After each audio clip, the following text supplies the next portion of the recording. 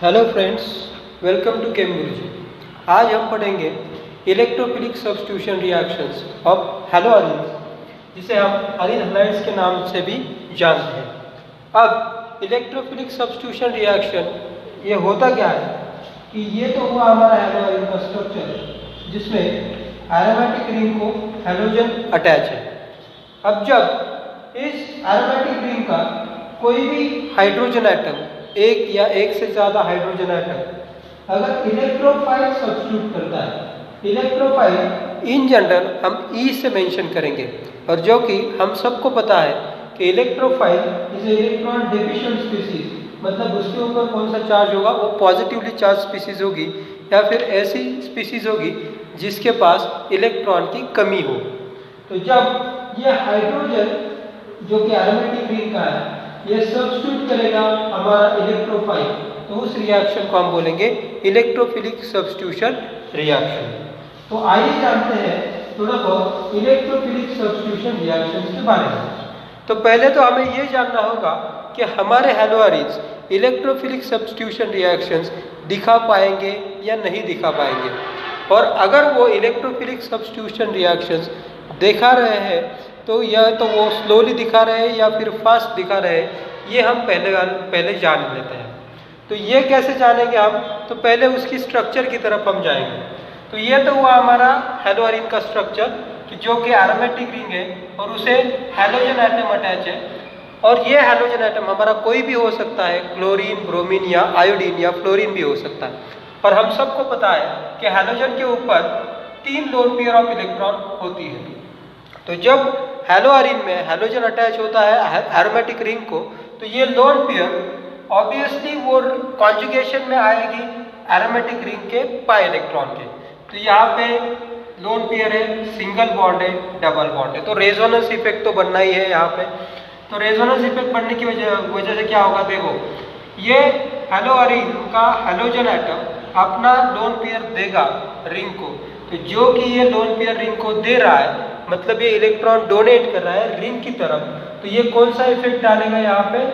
Electron donating resonance effect डालेगा। अब ये इलेक्ट्रॉन डोनेटिंग रेजोनेंस इफेक्ट डालने की वजह से क्या हो रहा है यहाँ पे, देखो तो ये इलेक्ट्रॉन तो यहाँ पे आ गया, ये पाई इलेक्ट्रॉन शिफ्ट होके इस कार्बन के ऊपर आएगा, तो इस कार्बन के ऊपर कौन सा चार्ज होगा? और नेगेटिव चार्ज। अगला वाला रेजोनेंस पॉसिबल है या नहीं, ये कॉन्जुगेशन की तरफ देखने से हमें पता चलता है। तो ये फिर से negative charge, single bond, double bond, तो फिर से ये कॉन्जुगेशन होगा, रेजोनेंस बढ़ता जाएगा, तो नेगेटिव चार्ज इस पोजीशन पे आएगा। अब आगे भी कॉन्जुगेशन है, तो नेगेटिव चार्ज इस पोजीशन पे आएगा। देखिए ये लोन पेयर ये डीलोकलाइज हो रही है यहाँ पे नेगेटिव चार्ज। तो यहाँ पे नेगेटिव चार्ज किस पोजीशंस पे आ रहा है, देखिए अगर हम केयरफुली उसे नोट करें, तो यहाँ पे आ रहा है ये पोजीशन, फिर ये वाली पोजीशन और फिर ये वाली पोजीशन। ये दोनों पोजीशंस है ऑर्थो पोजीशंस, मैं मेंशन कर रहा हूँ ओ से, और ये वाली पोजीशन है पैरा पोजीशन। तो हैलोजन एटम जो कि रिंग को इलेक्ट्रॉन दे रहा है, तो उस इफेक्ट को हम बोल रहे हैं इलेक्ट्रॉन डोनेटिंग रेजोनेंस इफेक्ट। मैं फिर से एक बार रिपीट कर रहा हूँ, हैलोजन एटम रिंग को इलेक्ट्रॉन दे रहा है, तो इलेक्ट्रॉन डोनेटिंग एटम हुआ वो, तो रिंग को इलेक्ट्रॉन देने की वजह से वो इलेक्ट्रॉन डोनेटिंग रेजोनेंस इफेक्ट दर्शाता है यहाँ पे। और इलेक्ट्रॉन डोनेट करते वक्त उसके पास 3 ऑप्शन है कि रिंग में तो 3 घर है, 3 पोजीशन है, जिसे हम 3 घर सिंपल आसान भाषा में उसे हम 3 घर बोल सकते हैं। वो 3 घर कौन से है रिंग के पास? ऑर्थो वाला 2 घर, मेटा वाले 2 घर और पैरा वाला 1 घर। तो 3 पोजीशन है, ऑर्थो, मेटा और पैरा। अब ये तीनों पोजीशंस को वो इलेक्ट्रॉन दे रहा है, लेकिन ज्यादा इलेक्ट्रॉन किस पोजीशंस पे दे रहा है, ये कैसे डिसाइड करेंगे हम? तो नेगेटिव चार्ज किस पोजीशंस पे आ रहा है? ऑर्थो और पैरा। तो हम ये बोल सकते हैं कि तीनों घरों में से ऑर्थो और पैरा पोजीशंस को वो ज्यादा तौर पे इलेक्ट्रॉन दे रहा है, तो ऑर्थो और पैरा पोजीशंस को वो मोर इलेक्ट्रॉन रिच बना रहा है। कैसे बना रहे हैं वो? मोर इलेक्ट्रॉन रिच बना रहा है। तो ये ग्रुप तो हुआ ऑर्थो पैरा डायरेक्टिंग। ये जो हमारा हैलोजन एटम है, ये कैसे बोलेंगे हम? इसे क्या बोलेंगे? It is a ortho para directing group हुआ। क्यों ऑर्थो पैरा डायरेक्टिंग ग्रुप हुआ? देखिए, इलेक्ट्रोफाइल के ऊपर तो होता है पॉजिटिव चार्ज, तो अगर इलेक्ट्रोफाइल रिंग से या फिर हैलोअरीन से रिएक्ट होने जाएगा तो रिंग क्या बोलेगी उसे, ये पॉजिटिव चार्ज वाला है, वो अट्रैक्ट किसकी तरफ होगा, निगेटिव चार्ज की तरफ। तो रिंग क्या बोलेगी, मेरे ऊपर निगेटिव चार्ज किस किस पोजीशन पे, ऑर्थो और पैरा। तो तुझे भाई अगर आना है तो या तो तू ऑर्थो पोजीशन पे आ सकता है या फिर पैरा पोजीशंस पे आ सकता है। तो ये हैलोजन एटम जो है वो इलेक्ट्रोफाइल को अट्रैक्ट कर रहा है रिंग की तरफ, और रिंग में वो किस पोजीशंस की तरफ उसे अट्रैक्ट कर रहा है, ऑर्थो और पैरा पोजीशंस की तरफ। क्यों? क्योंकि हैलोजन की वजह से ऑर्थो और para positions more electron rich बन रही है यहाँ पे। तो ये तो हुआ उसका पहला effect, electron donating resonance effect. अब दूसरा इफेक्ट कौन सा, अगर हम देख रहे हैं तो यहाँ पे बॉन्ड बन रहा है कार्बन और हैलोजन के बीच। हैलोअरीन्स में बॉन्ड किसके बीच है, कार्बन और हैलोजन के बीच। और सिंपल इफेक्ट हमें पता है, in between carbon and halogen more electronegative कौन है, हैलोजन, तो इलेक्ट्रॉन खींचेगा ये शेयर्ड पेयर की जो इलेक्ट्रॉन पेयर है वो अपनी तरफ खींचेगा, कार्बन के ऊपर आएगा पॉजिटिव चार्ज। तो ये जो बॉन्ड है हमारा ये समवट पोलर है, ये पोलर बॉन्ड है, इस कार्बन के ऊपर पॉजिटिव चार्ज है और हैलोजन के ऊपर निगेटिव चार्ज है। क्यों? क्योंकि in between carbon and halogen, halogen कैसा है, मोर इलेक्ट्रोनेगेटिव, तो इस बॉन्ड की जो पेयर है इलेक्ट्रॉन पेयर वो अपनी तरफ खींच रहा है। तो इस इफेक्ट को कौन सा इफेक्ट हम बोलते हैं, इंडक्टिव इफेक्ट। कौन सा इफेक्ट, इंडक्टिव इफेक्ट। और जो कि हैलोजन इस बॉन्ड में से इलेक्ट्रॉन अपनी तरफ खींच रहा है तो इलेक्ट्रॉन को विड्रॉ कर रहा है, तो इफेक्ट कौन सा हुआ हैलोजन का, इलेक्ट्रॉन विड्रॉइंग इंडक्टिव इफेक्ट। तो यहाँ पे हम बोल सकते हैं कि हैलोअरीन में जब हैलोजन अटैच होता है एरोमेटिक रिंग को तो वो दो इफेक्ट डालता है। पहला इफेक्ट तो कौन सा है, इलेक्ट्रॉन डोनेटिंग रेजोनेंस इफेक्ट भी वो डालता है। उस इफेक्ट से क्या करता है, वो रिंग को इलेक्ट्रॉन दे रहा है, तो ये तो एक बात हुई। दूसरी बात वो क्या कर रहा है, वो रिंग से इलेक्ट्रॉन भी निकाल रहा है, तो दोनों इफेक्ट साइमल्टेनियसली उसके चल रहे हैं। वो प्लस आर इफेक्ट भी डाल रहा है और माइनस आई इफेक्ट भी दे रहा है। तो इस बात में वो क्या करता है, उसका जो माइनस आई इफेक्ट होता है हैलोजन का, माइनस आई इफेक्ट वो मोर पावरफुल होता है as compare to plus R effect. देखिए, वो प्लस आर इफेक्ट की वजह से रिंग को एक्टिवेट भी करता है और माइनस आई इफेक्ट की वजह से रिंग को डीएक्टिवेट भी करता है। डीएक्टिवेट करना मतलब, एक्टिवेट और डीएक्टिवेट करना मतलब क्या होता है कि जब वो रिंग को इलेक्ट्रॉन दे रहा है तो उसे बोलते हैं रिंग को इलेक्ट्रॉन रिच बनाना, यानी कि रिंग को एक्टिवेट करना।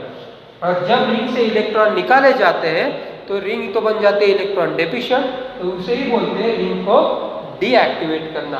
तो ये जो हैलोजन एटम है प्लस आर इफेक्ट भी डालता है, माइनस आर इफेक्ट भी डालता है। प्लस आर इफेक्ट से वो रिंग को एक्टिवेट करता है, माइनस आर इफेक्ट से वो रिंग को डीएक्टिवेट करता है। और इन दोनों इफेक्ट के बीच होती है कंपटीशन। तो इन दोनों इफेक्ट के बीच घनी स्पर्धा होती है और इस स्पर्धा में जीतता कौन है, माइनस आई इफेक्ट जीतता है, क्योंकि एक्स क्या बोलता है, मेरा minus I effect more powerful है as compare to plus R effect. तो मैं रिंग को क्या करूंगा, एक्टिवेट करूंगा या डीएक्टिवेट करूंगा, डीएक्टिवेट करूंगा। डीएक्टिवेट करने की वजह से क्या होता है, वो क्या दर्शाता है, इलेक्ट्रोफिलिक सब्स्टिट्यूशन रिएक्शन तो वो दर्शाता है, लेकिन कैसे दर्शाता है, slowly. So haloarenes undergoes electrophilic substitution reaction, but they undergo slowly as compared to benzene. तो इलेक्ट्रोफिलिक सब्स्टिट्यूशन रिएक्शन वो क्यों दर्शाता है, आप बोलेंगे माइनस आई इफेक्ट से तो रिंग डीएक्टिवेट हुई, माइनस आई इफेक्ट तो पावरफुल हुआ, लेकिन थोड़ी बहुत मात्रा में यहाँ पे प्लस आर इफेक्ट भी तो एक्टिवेट है, वो भी तो एक्टिवेट कर रहा है रिंग को। तो इलेक्ट्रोफिलिक सब्स्टिट्यूशन तो होनी ही होनी है यहाँ पे, बट वो होगी कैसे होगी, स्लोली होगी एज कंपेयर टू बेंजीन। क्योंकि बेंजीन का जो स्ट्रक्चर है यहाँ पे तो कोई ग्रुप अटैच नहीं है, ये हुआ हमारा बेंजीन, तो यहाँ पे एक्टिवेशन डीएक्टिवेशन तो नहीं हो रहा है यहाँ पे। तो बेंजीन के मायने अगर उसे कंपेयर करें तो हैलोअरीन्स बेंजीन के मायने इलेक्ट्रोफिलिक सब्स्टिट्यूशन रिएक्शन स्लोली दर्शाएंगे। क्यों? क्योंकि यहाँ पे जो हैलोजन एटम है वो माइनस आई इफेक्ट उसका मोर पावरफुल है, तो माइनस आई इफेक्ट बनाता है रिंग को इलेक्ट्रॉन डेफिशिएंट, यानी कि रिंग को बनाता है वो डीएक्टिवेट करता है। और अगर यहाँ पे इलेक्ट्रोफिलिक सब्स्टिट्यूशन स्लोली भी हो रहा है तो उसको वो कौन सी पोजीशन पे होगा, कि जो कि यहाँ पे हैलोजन है और वो ऑर्थो और पैरा पोजीशंस को मोर इलेक्ट्रॉन रिच बना रहा है, तो आने वाला जो ग्रुप है हमारा, तो आने वाला जो इलेक्ट्रोफाइल है ये या तो ऑर्थो पोजीशन पे जाएगा या फिर कौन सी पोजीशन पे जाएगा, पैरा पोजीशंस पे जाएगा। तो हमारा प्रोडक्ट जो है एक तो या हमें ऑर्थो आइसोमर मिलेगा या फिर पैरा आइसोमर मिलेगा। तो आइए थोड़े बहुत एग्जांपल्स कर लेते हैं। एग्जांपल्स करने के बाद आपको पता चलेगा कि ये इलेक्ट्रोफिलिक सब्स्टिट्यूशन रिएक्शंस एक्चुअली होता कैसा है। तो पहला वाला एग्जांपल हम लेंगे, यहाँ पे halogenation of haloarene, halogenation of haloarene. तो पहली इलेक्ट्रोफिलिक सब्स्टिट्यूशन रिएक्शन हैलोजनेशन।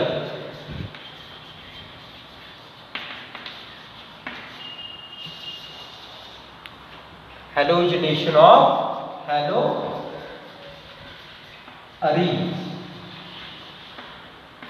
तो हैलोजनेशन क्या हुआ, देखो यहाँ पे अगर मैं कोई भी हैलोअरीन ले लूं, एग्जाम्पल के तौर पे हम यहाँ पे ले रहे हैं क्लोरोबेंजीन, और अगर इसकी रिएक्शन हम कर रहे हैं यहाँ पे क्लोरीन के हिसाब, तो हैलोजनेशन का मतलब क्या हुआ, जब रिंग का हाइड्रोजन रिप्लेस करेगा कोई भी हैलोजन एटम, तो ये तो हुई हमारी halogenation. Halogenation means substitution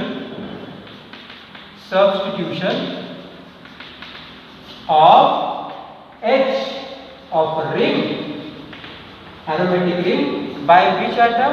By halogen atom, halogen atom। तो इस रिएक्शन को हम बोलते हैं हैलोजनेशन रिएक्शन। तो यहाँ पे देखिए, इन प्रेजेंस ऑफ ये रिएक्शन करनी है हमें लेविस एसिड के प्रेजेंस में। तो लेविस एसिड हमारा हुआ FeCl3, या फिर हम ले सकते हैं यहाँ पे अनहाइड्रस AlCl3 भी ले सकते हैं यहाँ पे। ये तो हुआ हमारा लेविस एसिड। अब जान लेते हैं थोड़ा बहुत लेविस एसिड के बारे में। लेविस एसिड एक्चुअली करता क्या है काम, और लेविस एसिड होता क्या है। लेविस एसिड मतलब क्या, ये एसिड का कंसेप्ट है लेविस, जो कि साइंटिस्ट का नाम है, उन्होंने बताया है कि एसिड किसे बोलना है। तो लेविस क्या बोल रहा है यहाँ पे, जो इलेक्ट्रॉन डोनेट करता है, दूसरे को इलेक्ट्रॉन देता है, उसे बोलते हैं बेस, अकॉर्डिंग टू लेविस। जो दूसरे को इलेक्ट्रॉन देगा उसे बोलेंगे बेस, और जो दूसरे से इलेक्ट्रॉन लेगा, मतलब जो इलेक्ट्रॉन क्या करेगा, एक्सेप्ट करेगा, उसे कहेंगे हम एसिड।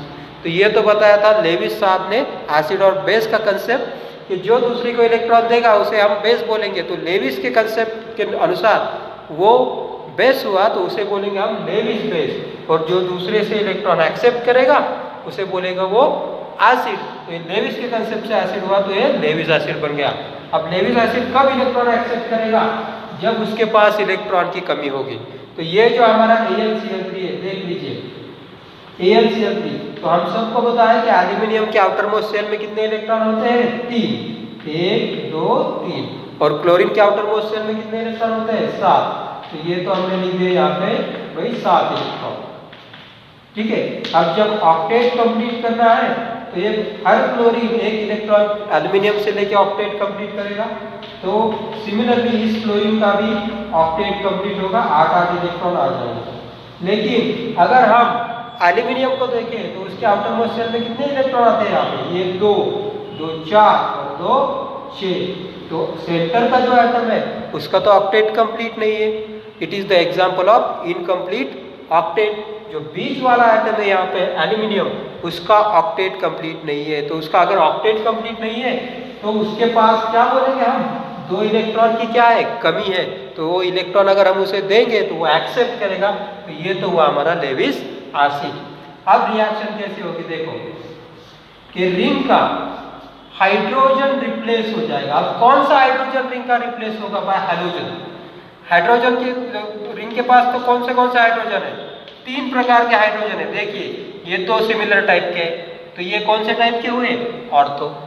ये 2 सिमिलर टाइप के, ये किस टाइप के हुए, मेटा।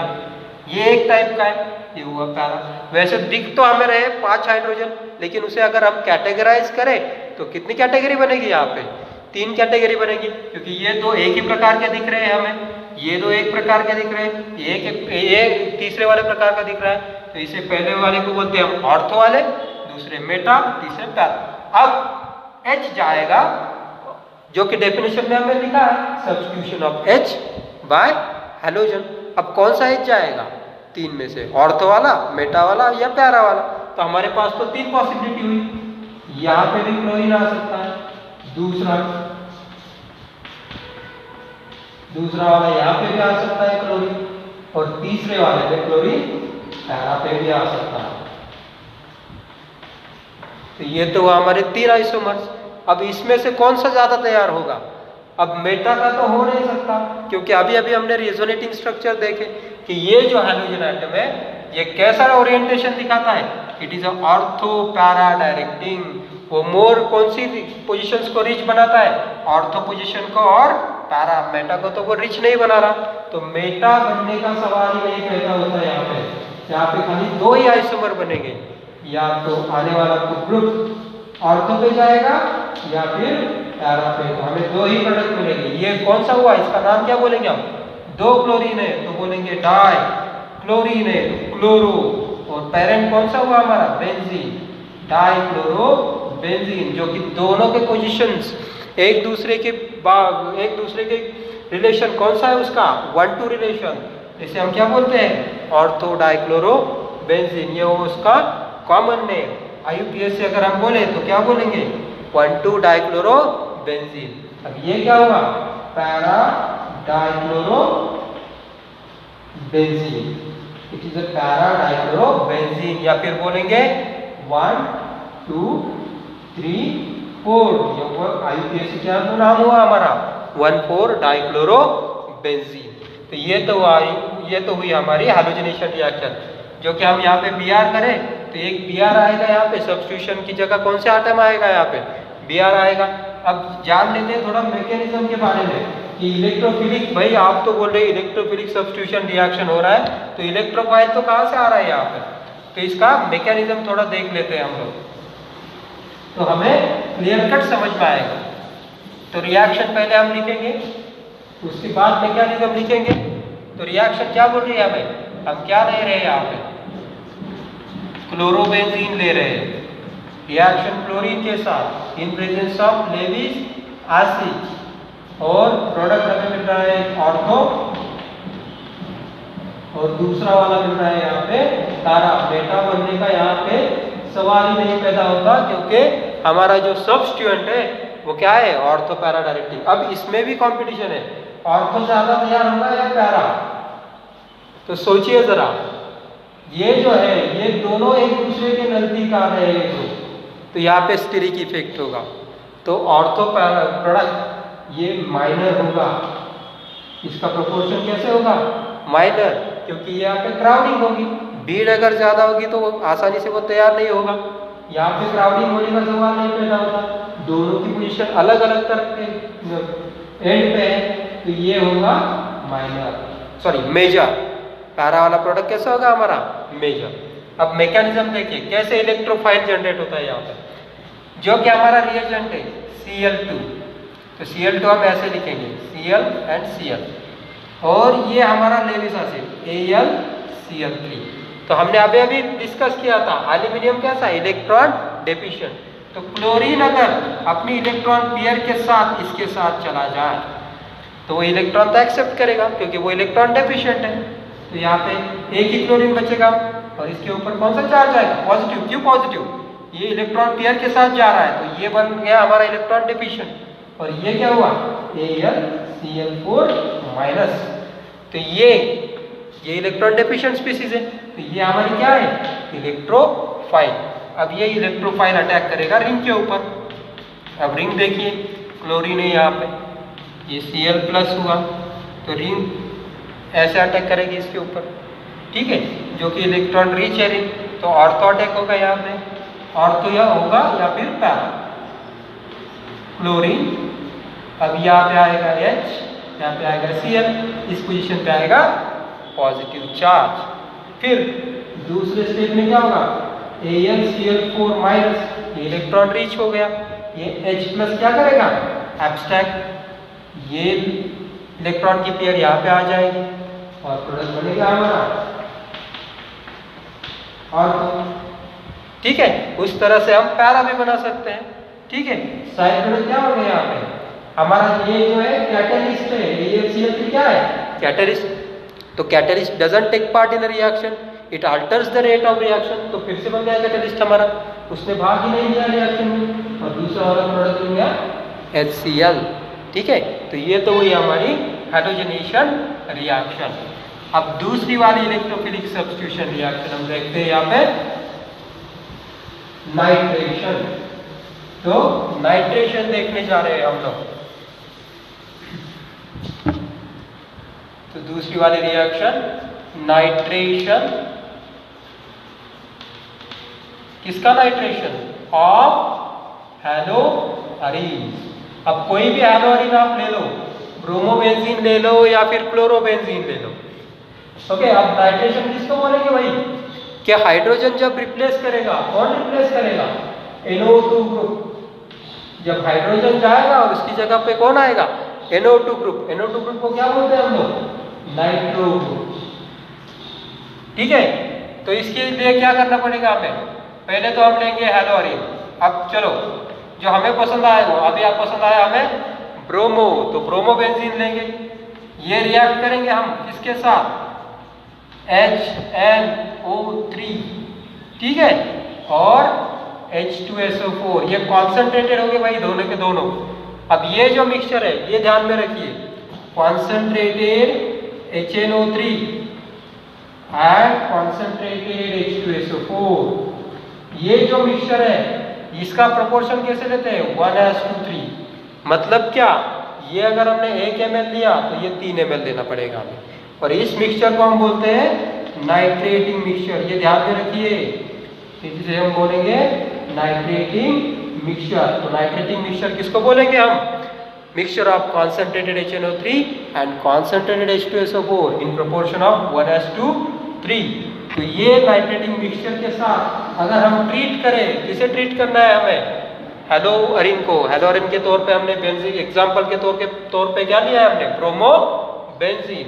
तो प्रोडक्ट क्या होगा यहाँ पे, हाइड्रोजन निकल जाएगा। कौन सा वाला हाइड्रोजन निकल जाएगा, एक तो निकल जाएगा ऑर्थो का, तो ऑर्थो पे H जाएगा, उसकी जगह लगा NO2। और दूसरा प्रोडक्ट हमें कौन सा मिलेगा, ऑर्थो के बाद पैरा प्रोडक्ट मिलेगा। अब इसमें प्रीडोमिनेट कौन होता है, ज्यादा कौन तैयार होता है, ऑर्थो या पैरा। तो para is the major product और ऑर्थो कैसा होता है, माइनर होता है। क्यों माइनर होता है ऑर्थो, क्योंकि स्टीरिक इफेक्ट की वजह से, क्राउडिंग की वजह से, भीड़ की वजह से। ठीक है, अब इनको नाम देते हैं हम लोग। ये क्या हुआ हमारा, ortho nitro, ortho nitro bromobenzene, ortho nitro bromobenzene.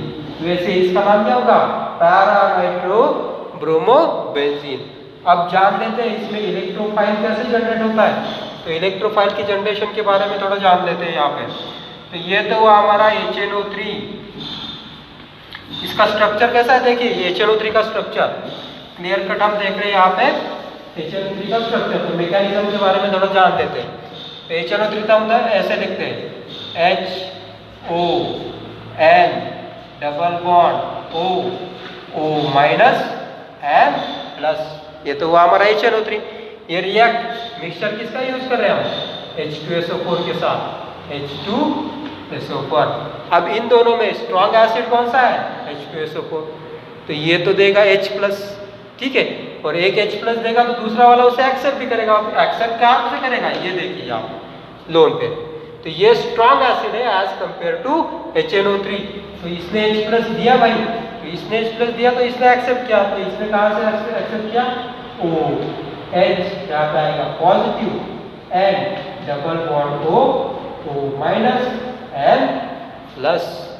अब इसने H प्लस दिया है तो बचा क्या इसके पास, H2SO4 माइनस, क्योंकि एक H तो उसने दिया है।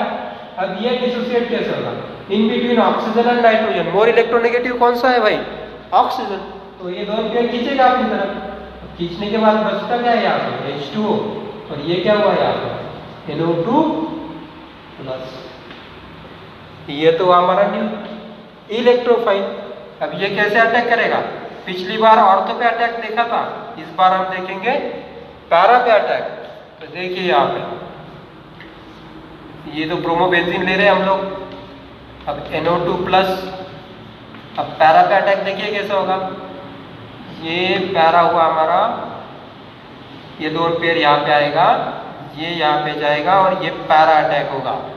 तो इसके बाद प्रोडक्ट कैसे मिलेगा हमें, यहाँ पे ब्रोमीन पे हुआ डबल बॉन्ड प्लस चार्ज, अब यहाँ पे आएगा H, यहाँ पे आएगा NO2 और जो कि HSO4 माइनस जनरेट हुआ है हमारा, तो HSO4 माइनस ये एब्स्ट्रैक्ट करेगा प्रोटॉन को और H2SO4 जनरेट होगा यहाँ पे। ये बाकी वाले एब्स्ट्रैक्ट होने के बाद यहाँ पे आएगा लोन पेयर, ये यहाँ पे जाएगा, ये यहाँ पे गया, अब प्रोडक्ट तो मिल गया हमें पैरा। तो पिछली बार हमने ऑर्थो वाला देखा, इस बार हमने देखा पैरा के थ्रू अटैक कैसे होता है। तो ये तो हुआ हमारा nitration of bromobenzene, that is the example of haloarene. अब तीसरा वाला रिएक्शन उसका इलेक्ट्रोफिलिक सब्स्टिट्यूशन रिएक्शन सल्फोनेशन हम देखेंगे। तो सल्फोनेशन तो काफी आसान है, सल्फोनेशन ऑफ हैलोअरीन। तो तीसरा वाला सल्फोनेशन। तो सल्फोनेशन में क्या होता है, जब हम हैलोअरीन देंगे, अब फिर से लेते हैं क्लोरोबेंजीन और इसे ट्रीट करेंगे H2SO4 के साथ। अब ये H2SO4 कैसे लेना है, फ्यूमिंग लेना है आपको, कैसे लेना है, फ्यूमिंग। तो इसके अगर हम ट्रीटमेंट करें तो बनता है यहाँ पे अगेन ऑर्थो SO3H और पैरा का हाइड्रोजन रिप्लेस करेगा हमारा अगेन इलेक्ट्रोफाइल SO3H। अब इसका नाम देखते हैं हम लोग क्या है। अब ये तो हुआ सल्फोनिक एसिड वाला ग्रुप है और ये क्लोरीन है, तो ये ऑर्थो क्लोरो हुआ सब्स्टिट्यूएंट। अब ये जो है ये सल्फोनिक एसिड है, तो benzene sulphonic acid, ortho chloro benzene sulphonic acid, और ये होगा para chloro benzene sulphonic acid.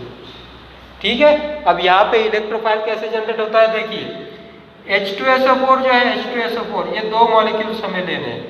तो ये जब डिसोसिएट हो गए तो ये कैसे हो गए, एक बनेगा H3O प्लस, एक बनेगा HSO4 माइनस और एक बनेगा हमारा SO3।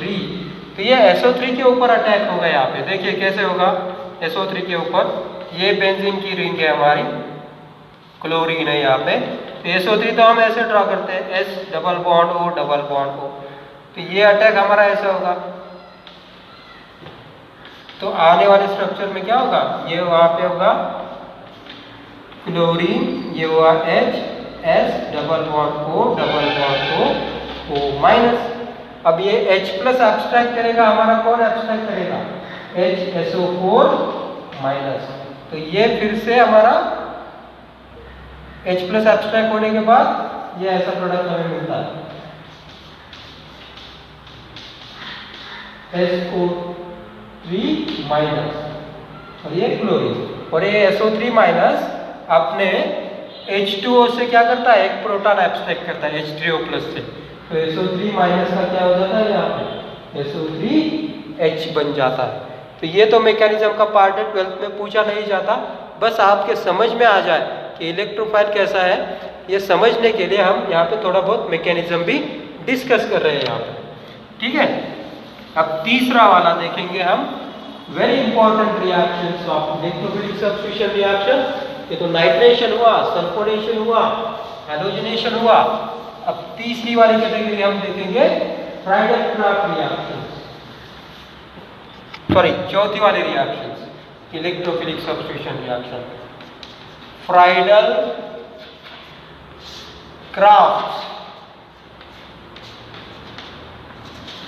reactions, Friedl-craft reactions. तो इसमें हम पहले देखेंगे फ्राइडल-क्राफ्ट अब शॉर्ट में हम लिखते हैं FC अल्काइलेशन, FC अल्काइलेशन। और दूसरी जो है इसमें FC का मतलब क्या? Friedl craft acylation. तो वेरी सिंपल रिएक्शन है दोनों के दोनों, FC alkylation and FC alkylation. अब देखिए FC अल्काइलेशन क्या है कि जब हम हैलोअरीन लेते हैं कोई भी, सपोज क्लोरोबेंजीन दिया, और उसकी रिएक्शन अगर हम अल्किल हैलाइड के साथ करते हैं, अल्किल हैलाइड मतलब RCl, in presence of Lewis acid, हम कोई भी लेविस एसिड ले सकते हैं, FeCl3 भी ले सकते हैं। तो क्या होता है, रिंग का हाइड्रोजन रिप्लेस करता है कौन? अब यहाँ पे इलेक्ट्रोफाइल बन के कौन उभर आएगा? Alkyl group. तो ये हुआ हमारा Cl, ये R। तो अल्कील ग्रुप सब्स्टिट्यूट होता है जो कि हाइड्रोजन के बदले, तो इसे बोलते हैं हम अल्काइलेशन। तो एग्जाम्पल के तौर पे हम यहाँ पे अगर CH3 लगाए तो CH3 क्लोरीन तो मिथिल क्लोराइड बन गया, तो यहाँ पे अल्कील ग्रुप हमारा कौन सा आ जाएगा? मिथिल। ठीक है, और ये ऑर्थो और पैरा भी देगा, तो दूसरा वाला यहाँ पे आ जाएगा हमारा पैरा। ठीक है, तो बैलेंस के तौर पे हमें यहाँ पे लेने हैं 2, तो ये भी बन जाएंगे हमारे 2। ठीक है, और साइड प्रोडक्ट क्या बनेगा हमारा? Twice of HCl। अब आप बोलेंगे यहाँ पे इलेक्ट्रोफाइल कैसे जनरेट होता है भाई? तो कैसे होता है, अगर हम अल्कील हैलाइड को लेते हैं यहाँ पे RH को, और वो FeCl3 के साथ अगर वो रिएक्ट करता है तो क्या होता है, यहाँ पे हमारा हैलोजन सारे लोन पेयर लेके यहाँ पे निकल जाता है, तो यहाँ पे बचता है क्या? R+। तो R के ऊपर कौन सा चार्ज आया? पॉजिटिव, तो ये तो बन गया इलेक्ट्रोफाइल। अब ये साइड प्रोडक्ट FeCl3 FeCl4-, तो हमारी रिंग अटैक करेगी इस इलेक्ट्रोफाइल के ऊपर और H रिप्लेस करेगा ये R ग्रुप। तो ये तो हुआ हमारा फ्राइडल क्राफ्ट अल्काइलेशन। अब उसके बाद देखेंगे फ्राइडल क्राफ्ट असाइलेशन। तो असाइलेशन में क्या करना है, खाली फिर से हैलोअरीन ही लेना है, कोई भी हैलोअरीन, और उसे असील हैलाइड के साथ रिएक्ट करना है। असील हैलाइड क्या होता है हमारा? ये हुआ हमारा असील ग्रुप, इसे क्या कौन सा ग्रुप बोलते हैं? असील। अब इसे अगर हैलाइड हम निकाले X, तो ये हुआ हमारा असील हैलाइड। अगेन इनकी रिएक्शन असील हैलाइड, इनकी reaction in presence of Lewis acid करें हम, लेविस एसिड के तौर पे लेते हैं AlCl3 अनहाइड्रस। तो फिर से ये असील ग्रुप रिप्लेस करेगा इसको, हाइड्रोजन को, तो ये तो हुआ हमारा क्लोरोबेंजीन। तो ऑर्थो वाला हाइड्रोजन को रिप्लेस करेगा ये असील ग्रुप C++OR। फिर से मिलेगा। ठीक है, अब एग्जाम्पल के तौर पे हम यहाँ पे लेते हैं CH3, यहाँ पे लेंगे अगर हम Cl, तो इसका नाम क्या होगा? ये ग्रुप कौन सा है? एसिटिक एसिड से आया है, तो एसिटिल क्लोराइड हुआ है। ठीक है, और ये यहाँ पे आएगा CH3, यहाँ पे भी आएगा CH3। तो ये कौन से कंपाउंड बन रहा है? देखिए बेंजीन रिंग C++OCH, तो ये तो कीटोन बन रहा है। कौन सा कीटोन बन रहा है? ये एसिटोफिनोल। क्या बन रहा है यहाँ पे? एसिटोफिनोल बन रहा है। तो इसका नाम क्या रखेंगे हम? ये तो एसिटोफिनोल हुआ, और क्लोरीन है, क्लोरीन कौन सी पोजीशन पे? ऑर्थो पे, तो ये क्या बनेंगे? Ortho chloro acetophenone. क्या बोलेंगे इसे हम? Ortho chloro acetophenone. ये क्या होगा? Para chloro acetophenone. तो ये तो हुई हमारी electrophilic substitution reactions of haloarenes. इसके बाद का जो टॉपिक बचता है हमारा, वो finally applications of halogen derivatives बचते हैं, और some environmental effects of polyhalogen derivatives that is freons. ये हम बाद के लेक्चर में देखेंगे।